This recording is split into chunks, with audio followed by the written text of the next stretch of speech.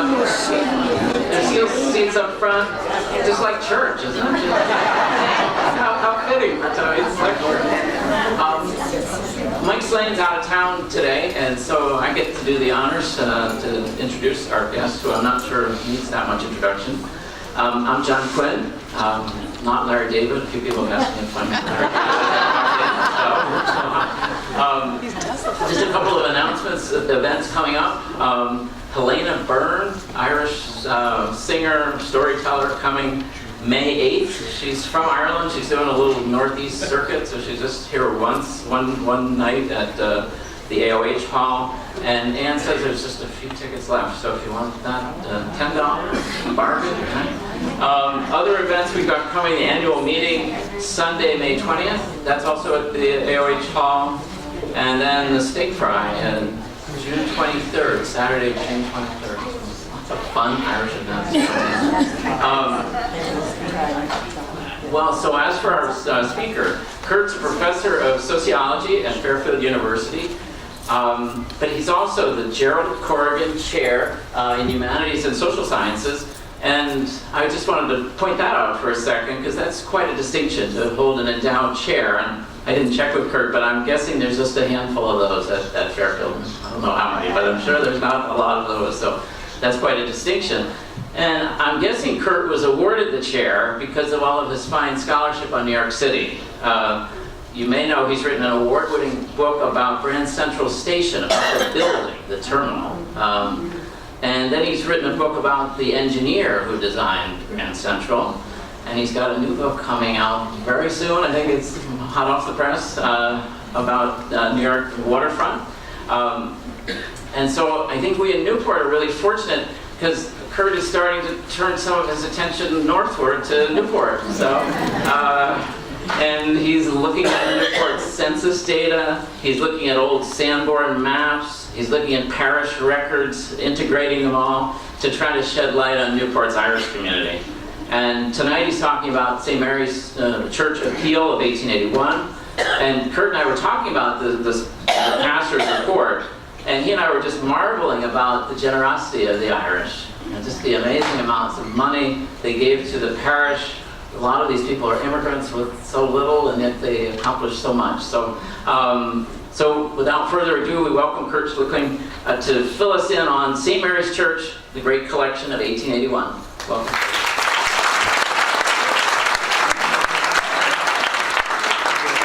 Can you hear me with my mic here? Yes. So this is a great privilege. It's the 5th time I've been here. And I think at least 3 times I've wanted to draw your attention to my ridiculously German name, Kurt Schlickling. My middle name is Connell. Now that could be German, but my mother's maiden name was O'Connell. So at one point they were going to call me Kurt O'Connell Schlickling. And they dropped the O. So it really is a pleasure to be here. And we are going to be looking at the documents, the documentation of a collection that St. Mary's did in 1881. And what I think is incredibly striking, and of course my connection to Newport is I married into a Murphy family here. But this is a very vibrant community, and this evening's an example of that. Here you are, we're interested in substantive history of the Irish in Newport. And that sustains a sense of community, and it sustains a sense of identity. And people who write about this, it's been vibrant. This has persisted over a long period of time. Some of you, I know a number of you were at the crowdsourcing we did last May at Salve Regina, and people came in with detailed family histories. Joan and Tom Galvin had a document that was 15, 20, 30 pages long, detailing their family's history both here in Newport and in Ireland. And then you have to think about the institutional structure that then sustains the community. And this Newport Museum of Irish History is an example of that. Certainly the Ancient Order of Hibernians. The educational system that the Catholic churches had here in Newport. grammar schools, St. Catherine's and De La Salle. And then, of course, the churches. St. Mary's, St. Augustine, St. Joseph's, and the other Catholic churches here on Aquidneck Island. And I do a fair amount of work about New York City, and it's the same thing when you look at the history of the Irish and Italian Americans in New York City, and you go to a parish, and there's that magnificent church, isn't it? And you see the steeples that identify the center of the community. And then I'm going to throw a social science term at you, endogamy. And that's when people who study marriage patterns look, where do people marry? Do they marry within their ethnic group? And Patrick Murphy has done terrific work with the marriage records at St. Mary's Church to see who married whom. And I'm going to actually ask you that question. Now, when we think about ethnicity, we need to think how do they measure ethnicity in the 19th century, and then how does our Census Bureau do it today? Well, in the 19th century, when the census taker came to the door, the census taker would ask someone in the household, where was the person born? And then in 1880 and thereafter, where was their father born and their mother born? And that was the way ethnicity was identified. And that's the way, when we look at the 1880 census data for Newport, that's how we can see the size of the Irish American community. Well, for a lot of reasons, the Census Bureau, that doesn't make sense in a modern era. So in 1980, the Census Bureau introduced a new question. And that question is, what is this person's ancestry or ethnic origin? So that, in a sense, what we're doing now with the modern census, we're asking people to self-identify. So, I want all of you to think about this question. I'm the census taker, and I'm going to go to each of you and ask you this question. What is your ancestry? So can you all think about how you'd answer that question? All right. Now let me ask a follow-up. How many of you, when you're answering this question, identified one ethnicity? Okay, that looks to be about half. How many of you identified more than one? And I would do that. Well, what the Census Bureau does is they look at that, and they look to see, all right, let's take the first, how many people, what percentage of people identified only one ethnicity, and look to see what they wrote. Or if they identified more than one, they then look at the order. So what's first and what's second? Now I do this with my students in class, and sometimes they're writing for, it seems like 5 minutes, they're writing multiple ethnicities, and that's the complexity of America, isn't it? But many of you answered one, and I assume many of you would have answered Irish. I would have done that. Well, I would have answered two, but I would have put Irish first. So this is how we think about ethnicity today. And then I want to ask you about endogamy. So here's what you need to think about. Think about your spouse. You know how you would answer that question, what is your ethnicity? And then would your spouse answer with the same ethnicity? I can see. How many would answer with the same? See, now, that's interesting, isn't it? Because there was a time in certainly American Irish history where people of Irish heritage married each other. That was very, very common. And so the people who measured that would say that the endogamy within the Irish American and then the Italian American community was very strong, but it tends to weaken over generations, doesn't it? So we're going to think a little bit about that. And here's the data. for Newport, 1990, 34% of the population in Newport listed Irish as their ethnicity when they answered that question. And then the most recent data in 2016, it's 27%. That's very high. So and by the way, if you look at Boston, we think of Boston as the great Irish American city. Well, only 14% of Bostonians identify themselves as Irish. And New York, it's even less than that. So there's a way we can actually look at this at the neighborhood level. So what the Census Bureau does is it divides the entire country geographically up into sort of large neighborhoods, which are called census tracts. And most recently the Census Bureau has 73,306 of these census tracts across the country. And there's 14 on Aquidneck Island. And you can map them. That's what I did in this slide. And so for example, here's the Ocean Drive. And then where there's more dense population, downtown Newport, there's more census tracts. And the same is true in all of Rhode Island.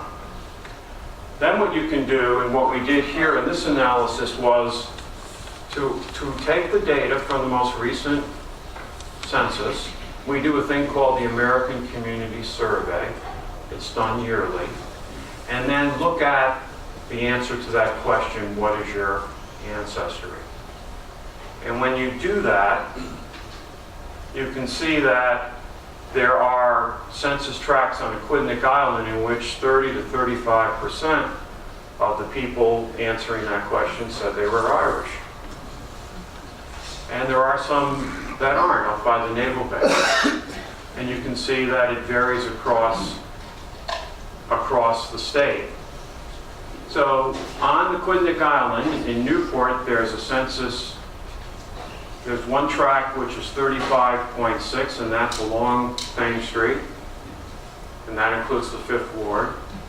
And then you have, it's probably this part of the Ocean Drive area, which is 34%, and then Middletown, 31.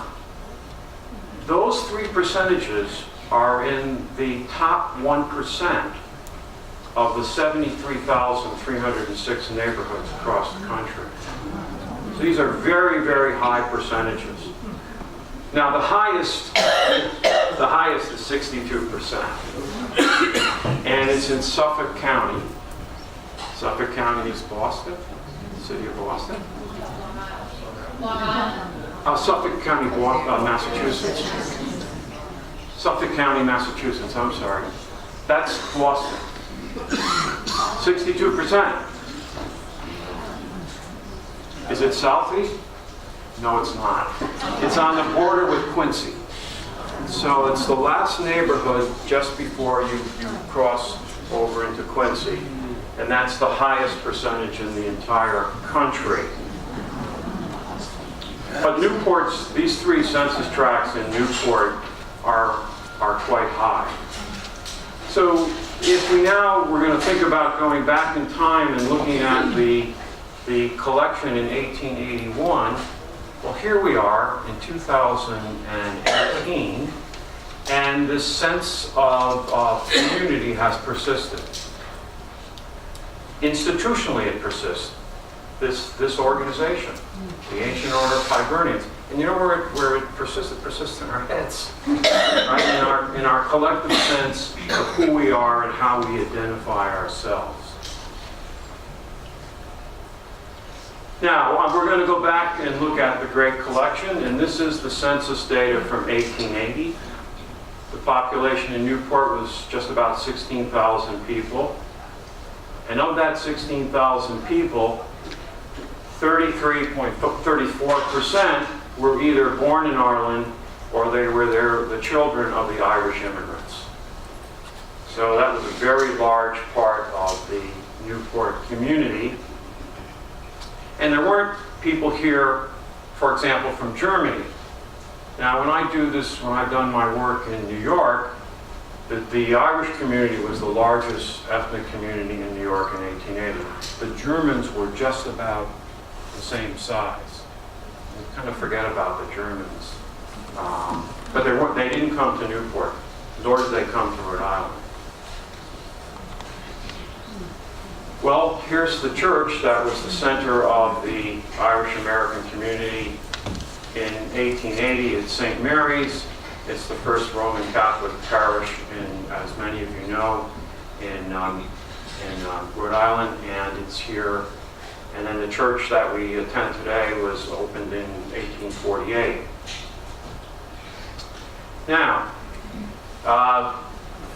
St. Mary's has had an illustrious number of pastors, and one was Father Philip Grace, who was a doctor of divinity. He had a doctorate degree in divinity, and he was the pastor in the circa 1880. And they decided to undertake a collection to pay off some of the parish debt. And it's called the Great Collection of 1881. And I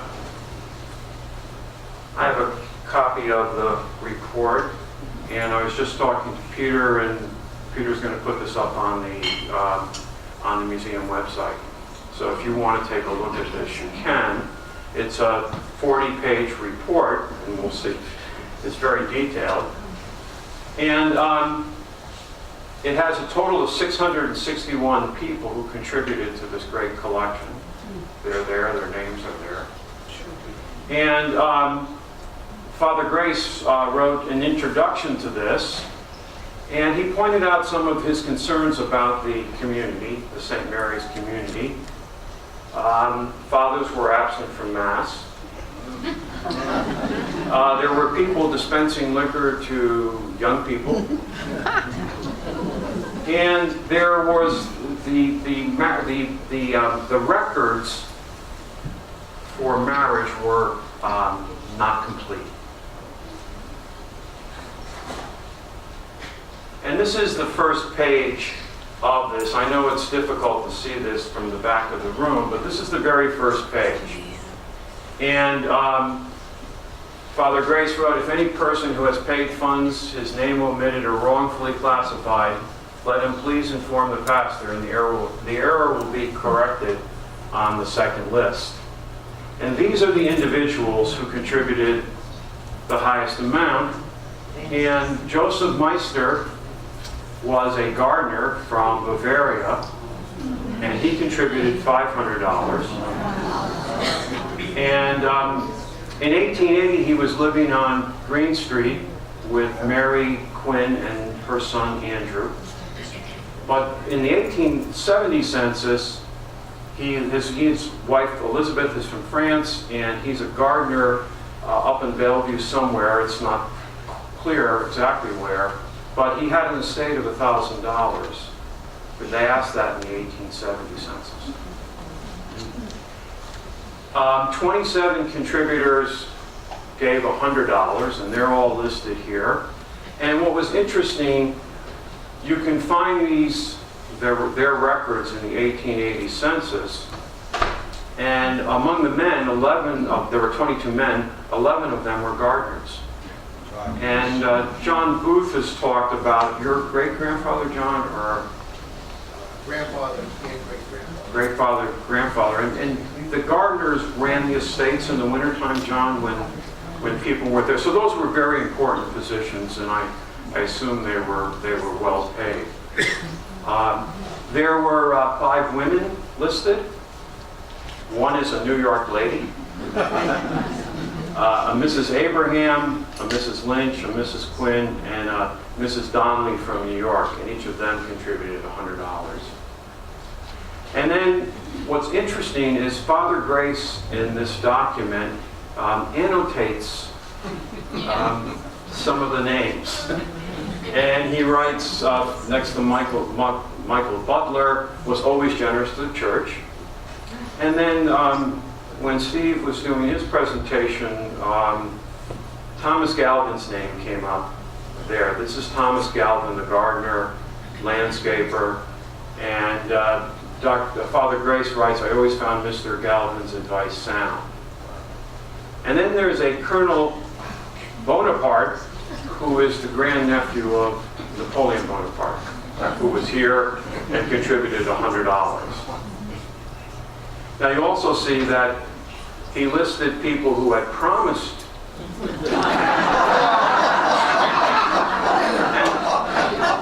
And then it's just blank here. And a couple of times he makes comments about that. And then this is just another example. This is Burnside and Calendar Streets. And what's clear is that Father Grace went down the street and knew the households where the Catholic parishioners live. And now these are not, I put these comments here, but they're not about the people that you see on the left. This is in the document. Was believed to have hidden from the priest. Good promises, but nothing substantial. Himself was at work, and his wife was reported not at her residence. Not remarkable for going to church. Now, when we're asked to support the church today, we do, and sometimes we don't, and I don't think we expect to see a report like this. And then just this is an example. Here's Dearborn Street, and it's quite an extensive list. And these people promised, but Mrs. Sullivan promised $14, but did contribute $2. So,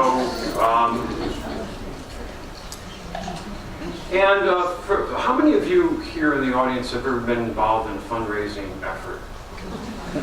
So you know how if you get a consultant, the consultant comes and said, you know, we need 7 gifts of this and 5 gifts of this to make this successful. Well,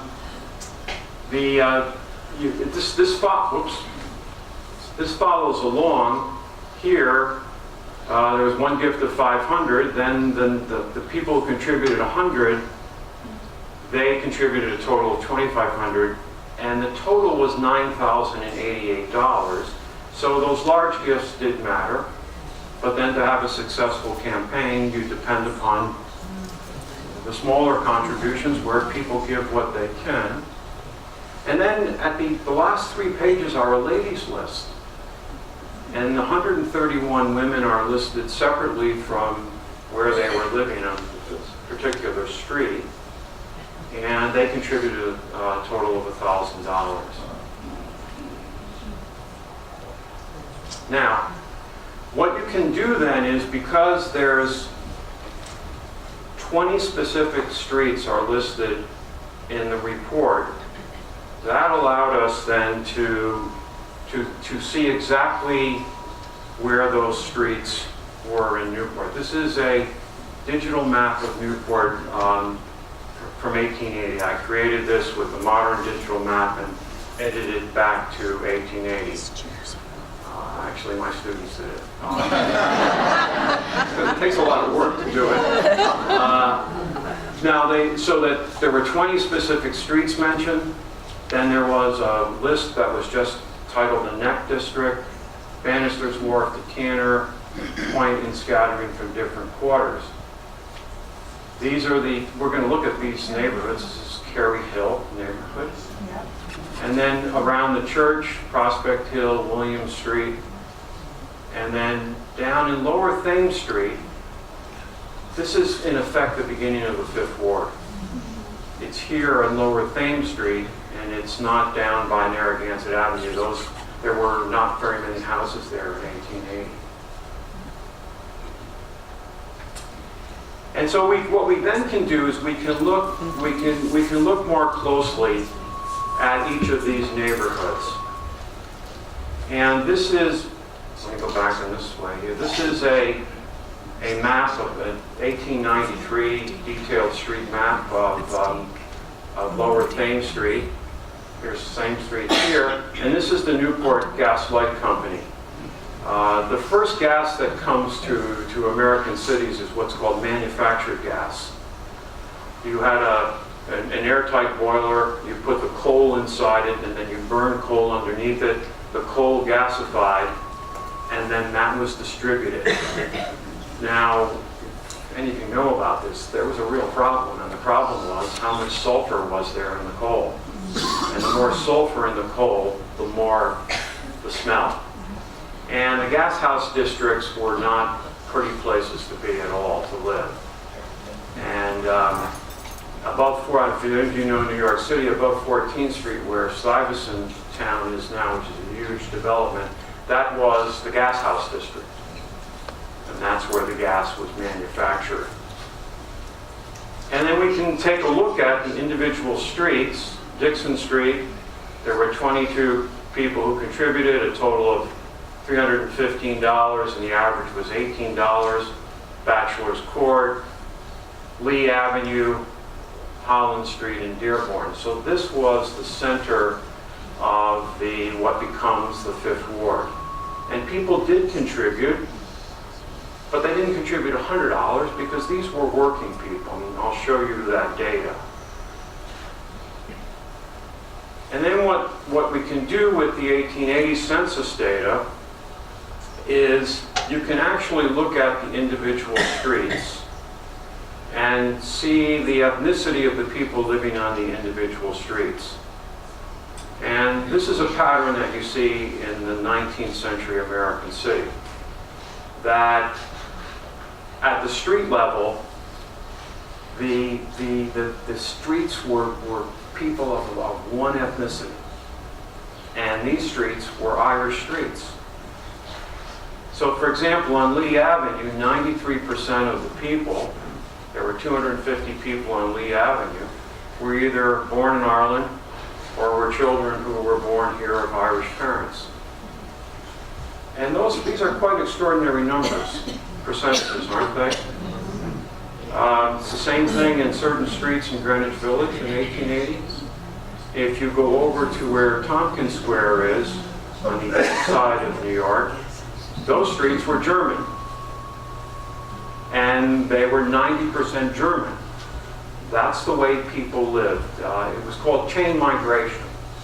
Someone came to a particular street, somebody moved to Dearborn, other Irish came to Newport looking for a place to live, new people who lived on Dearborn felt comfortable living on that street, and that creates the neighborhood. And that creates that sense of identity, doesn't it? Because I can imagine people would have heard Gaelic on the streets. A high proportion of Irish who came we know that they spoke Gaelic. And then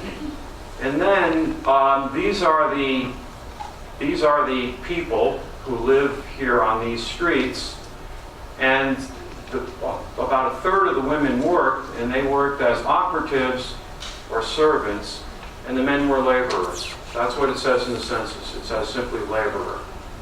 If there were a blacksmith, it would have said blacksmith. If there were a gardener, it would have said gardener. It just says laborer. People worked. They could have worked in the gas works. You had to shovel the coal off the barges that came to Waite's Wharf.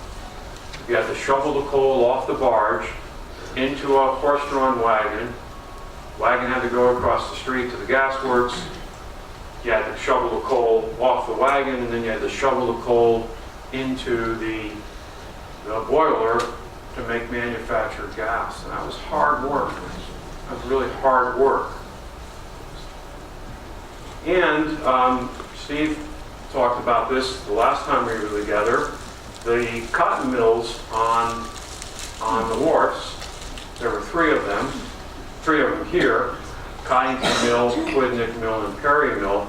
And that's where the women were operatives. They worked the cotton machinery in the cotton mills. And that's what they did. And their children worked with them. If we go over to Cary Hill, we can do the same kind of an analysis. We can look at the individual streets. Spruce, which is now Kingston, Callender, Burnside, Green Lane, which is now Tilden and Edward Street. And we can see the level of contribution. On average, it looks quite similar to the level of contributions for the Fifth Ward area. And we see the same pattern here. On these streets, there's not a lot of people on Burnside Court, but they were all Irish. And they also worked a little different here. The men, some of the men were craftsmen. I'll get to that in a moment. The women who worked were operatives, servants, or service workers. So these were not, as John said, these were not prosperous people. These were hardworking people who, many of whom had come to America. And what did they have? They had their labor. And that's what they did. But they contributed to the church. So there's a couple of key questions. How much of a sacrifice were these contributions in 1881? What's the equivalent today? And that great collection was 137 years ago. It's hard for us it's very difficult to take dollars from 1880 and somehow translate them into what it would be in modern dollars. But I'm going to show you a model that might suggest that. And what we need then is we need historic data on wages and earnings around 1880 that wasn't asked in the census. So, on the point where the Newport shipyard is, here's the Long Wharf, was the Fall River line, which at this point in time was part of the Old Colony Railroad. And they had a major shipyard repair facility on the point, and these steamboats that came up from New York here, they required a lot of maintenance. And they required large crews of people. And that maintenance was performed here where the Newport shipyard is. Well, it turns out at the Mystic Seaport Library, there are records of the Old Colony Railroad. And I was down at the Mystic Seaport Library working on some other project, and I saw that they had these holdings, so I thought I'd look at them. And what I found was a payroll from September 1879 for the people working at the shipyard there on the point. And they're handwritten records, as you can see. This is Jerry F. Sullivan. He's a foreman, and he lives over on the in the point section, not over on Cary Hill. And he receives a salary of $80 a month. Robert Boswick was a blacksmith. He's the foreman of the blacksmiths. And he made $250 a day. And in this particular month, he worked 27.4 days. And you got to remember, they worked at least 10 hours a day. You know, the 8-hour workday is a long way off and bitter fights ahead, and they could have worked longer than 10 hours. Then there's a James Mahoney who was listed as a helper, and he made $1.90 a day. And Michael Murphy is a helper, and he made $1.50 a day. Both of them live over in the Cary Hill neighborhood, and each of them contributed $10. And there's another William Phillips who was a pipe fitter, and he made $3.30 a day, and his wage for the month was $55. So I think I would argue that the way to think about this is that $10 contribution represented a large portion of the monthly salary of the men working there, and that would have been true throughout among all the contributors to the great collection. So I'm going to end with a model. So this is complicated. again, that question, what would $10 in 1880 dollars represent today?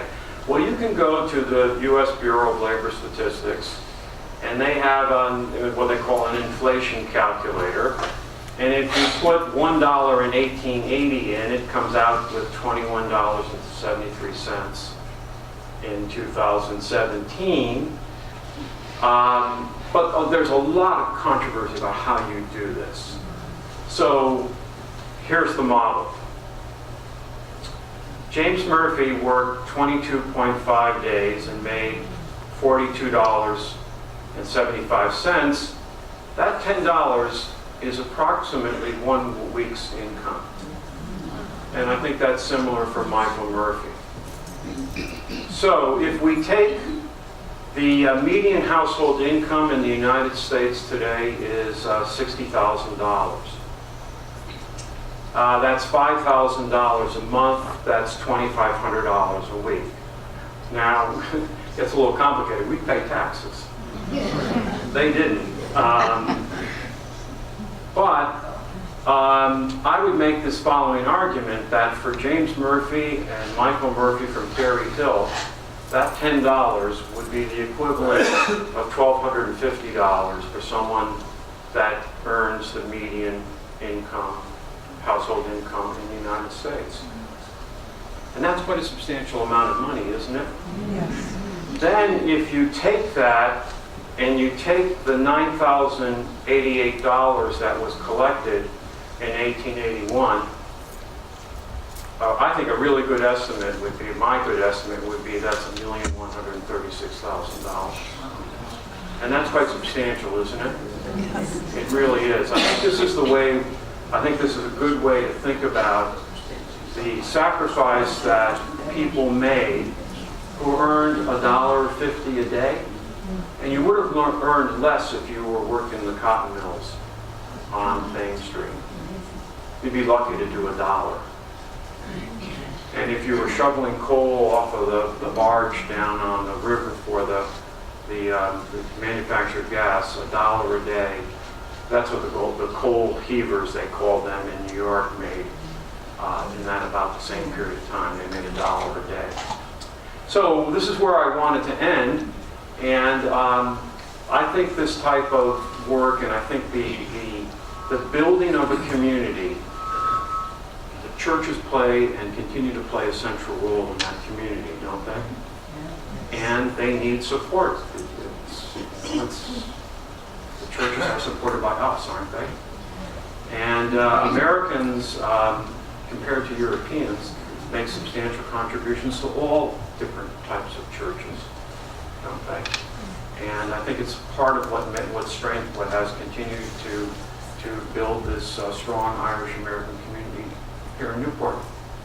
So that's my initial take on the great collection.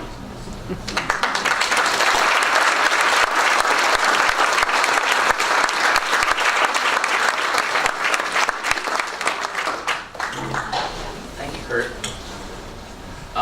Questions? If you have questions, I'll go around a second.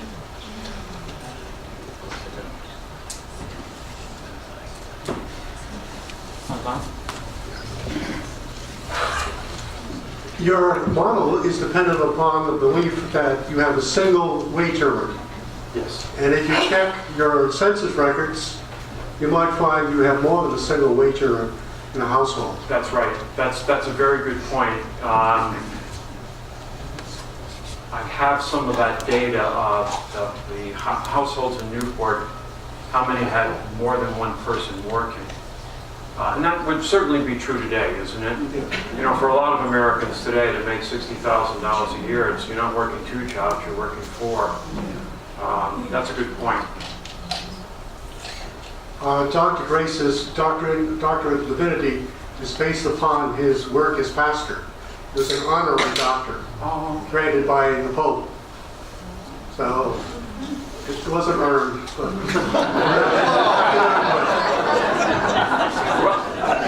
He certainly had a gift for characterizing people and collecting money. Yeah. Does the church allow gifts to be spread over a period of time so you can have about $10? That's not in the record. It's the only entries are the amount that was contributed, and then what was promised and not contributed. But you would see there's a number of them. If you look at this PDF, you'll see someone who promised $20 and did contribute $5. And there's nothing in the document that explains how long this collection process went on.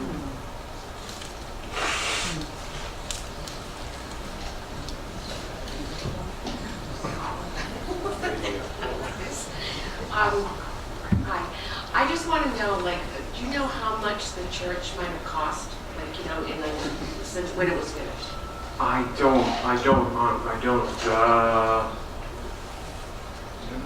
It's started on pre-Civil War income and expenses. Civil War accelerated the income and expenses, and the chief debt is incurred in building the school.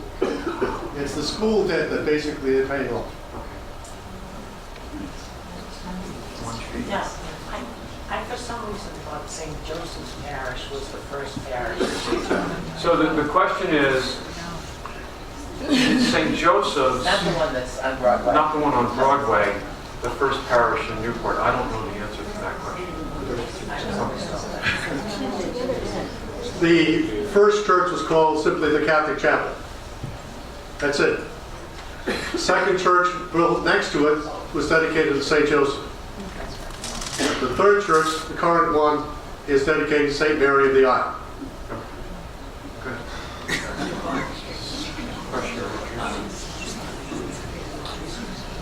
Dr. Grace gave a pretty substantial gift. Do we know what his income was? He gave $100, or at least that's what the records reflect. It does.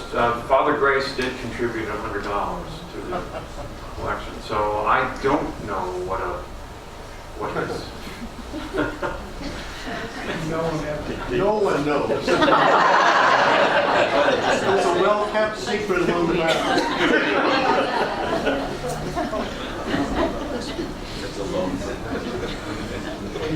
He kept the record. Did you find any one of the neighborhoods more prosperous than the others in terms of the contributions they gave? I didn't do the third neighborhood. The William Street, Golden Hill, 11th Street, which was Memorial Boulevard, Cannon. That the average, Steve, was it was higher there, and there were fewer laborers among the Irish living on those streets. I just didn't put the third one up, but I have that data. Thank you. Another question. Where was that land? Who gave that land for the church? I believe the land was purchased for St. Mary's Church. I've seen $4,000 for the purchase of the land for St. And the Mary's Church. Harper family provided funding, the Harpers.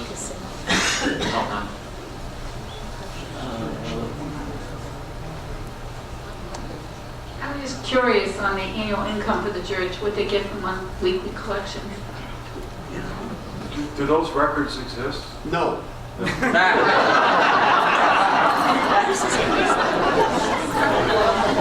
new source of income was your seat line. Forgive me if I chime in, but we're happy tonight to have Father Robert Heyman, who's the historian for the Diocese of Providence, with us. So whatever Kurt can't answer, Father can, or John can, or others can. That's the mystery man and laxity here. Actually, I have a question since I have a microphone.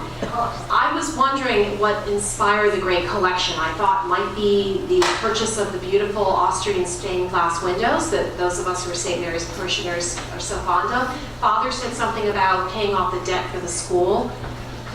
Is it just the debt for the school, or were the stained glass windows wrapped into the deal somehow? Many of the stained glass windows were donated by parishioners.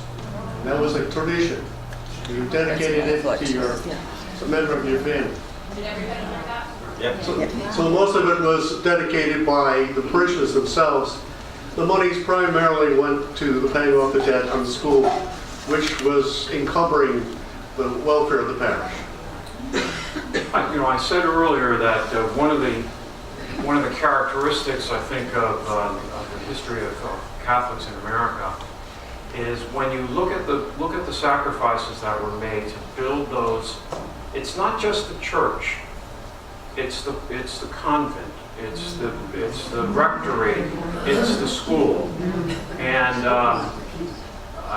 you can go to Fall River and see that pattern. You can see it in Brooklyn, you can see it in Bridgeport, Connecticut, where I was born. And it's really a testament to people's commitment to their church. These were not rich people, and they took, 25 cents out of their pocket on Sunday, to contribute at the church, and you build this architectural infrastructure that then supports the institution. Just to add on to that one, Kurt, that convent for St. Mary's went up in 1880. So now I'm just thinking that maybe that was an additional expense too. I think it was 1881. That's the building that's the Admiral Fitzroy, I think? Yeah. That was the 1880 convent, and so maybe that added to the school expenses, the balance right. Somebody up here? Which came first, the church or the school or the convent? Church. Church first, the wooden church of St. Joseph second. They began building a school, which would be wooden, where the nuns lived, and they took in boarders. Then they built the current St. Mary's, then the current school, and the rectory got in there somewhere. They built a decent convent with the nuns. That's where Mrs. Harper lived at the end of her life. She was Charles Carroll of Carrollton's granddaughter. And the family lost money during the course of the 19th century. At the end of her life, she came here and she was put up by the Sisters of Mercy.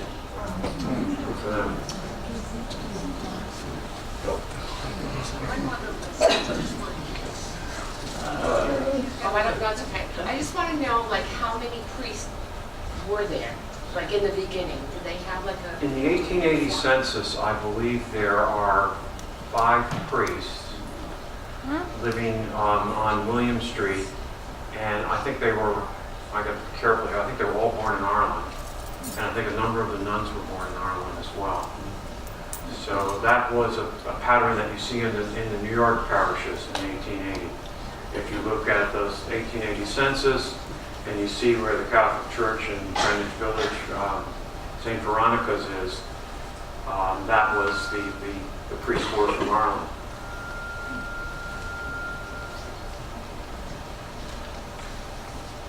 One of the things you can keep in mind is this is an 1880 census.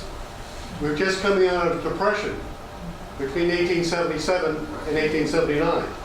Many people had suffered terribly during that course of that depression. So their reserves basically are gone, and they're demonstrating generosity, what they contributed. I'd like to ask Father, where does St. Joseph's Church in Providence fit into this? 1852. So it's the oldest church? It is now the second oldest building in the diocese. Just to follow up on the comment about difficult times, people moved, so that when we had the 1880 collection document open, and you look at Calendar Street here, then you look at the 1880 census, yes, you'd find a large proportion of the people, but then you'd see a name and they were a street away. They might be on Burnside. And people did move. People did move quite regularly within the community. And so when you start this work and you really want to match all of the people from this particular document to the census document, it's very difficult. I don't know if any of you use ancestry.com. It's difficult to find your way through that. And by the way, no one thinks that the 1880s, no one thinks that the last census we did counted everyone, and no one thinks that everyone was counted in 1880. And that would have particularly been among the poorest people. The people who lived out on the piers, for example, they could have easily been overlooked in the 1880 census. And if that's just the way, it's a very difficult thing to do well.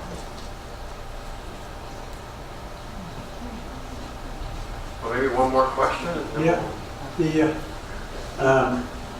Most of us Irish youngsters like myself think that when they think of the Irish, they think of canal diggers, and when they think of churches and architecture and the stonework that goes into the churches as something that the Italians were very good at.